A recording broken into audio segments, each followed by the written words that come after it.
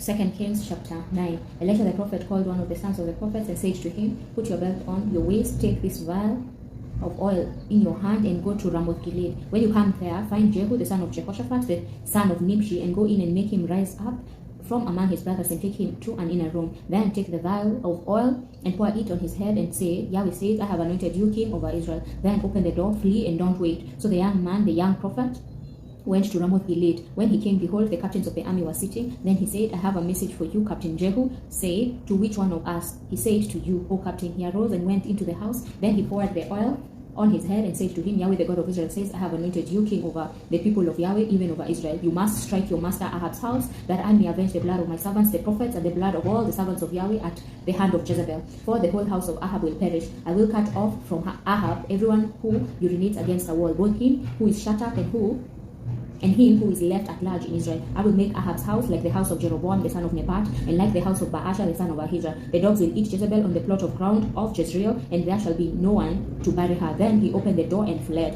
When Jehu came out to the servants of his lord, and one said to him, Is all well? Why did this madman come to you?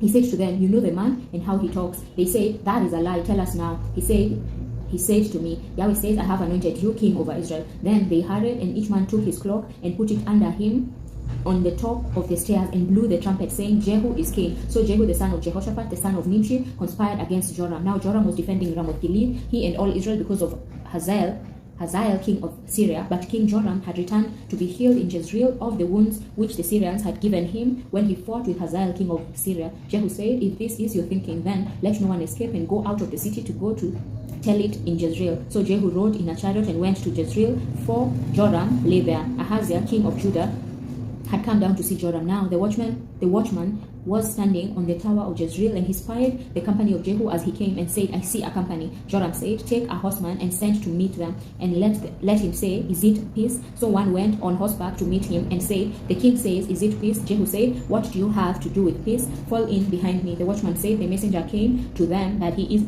isn't coming back. Then he sent out a second on horseback, who came to them and said, The king says, Is it peace? Jehu answered, What do you have to do with peace? Fall in behind me. The watchman said, He came to them and isn't coming back. The driving is like the driving of Jehu the son of Nimshi, for he drives furiously. Joram said, Get ready. They got his chariot ready. Then Joram king of Israel and Ahaziah king of Judah went out, each in his chariot, and they went out to meet Jehu and found him on Naboth the Jezreelite's land. When Joram saw Jehu, he said, Is it peace, Jehu? He answered, What peace? So long as the prostitution of your mother Jezebel and her witchcraft abound. Joram turned his hands and fled and said to Ahaziah, This is treason, Ahaziah. Jehu drew his bow with his full strength and struck Joram between his arms, and the arrow went out at his heart, and he sank down in his chariot. Then Jehu said to Bidkar, his captain, Pick him up and throw him in the plot of the field of Naboth the Jezreelite. For remember how, when you and I rode together after Ahab, his father, Yahweh laid this burden on him. Surely I have seen yesterday the blood of Naboth and the blood of his sons, says Yahweh, and I will repay you in this plot of ground, says Yahweh. Now therefore take and cast him onto the plot of ground according to Yahweh's word. But when Ahaziah the king of Judah saw this, he fled by the way of the garden house. Jehu followed after him and said, Strike him also in the chariot. They struck him at the ascent of Good, which is by Iblim. He fled to Megiddo and died there. His servants carried him in a chariot to Jerusalem and buried him in his tomb with his father in David's city. In the 11th year of Joram, the son of Ahab, Ahaziah began to reign over Judah. When Jehu had come to Jezreel, Jezebel heard of it, and she painted her eyes and adorned her hair and looked out at the window. As Jehu entered in at the gate, she said, Do you come in peace, Zimri, you murderer of your master? He lifted up his face to the window and said, Who is on my side? Who?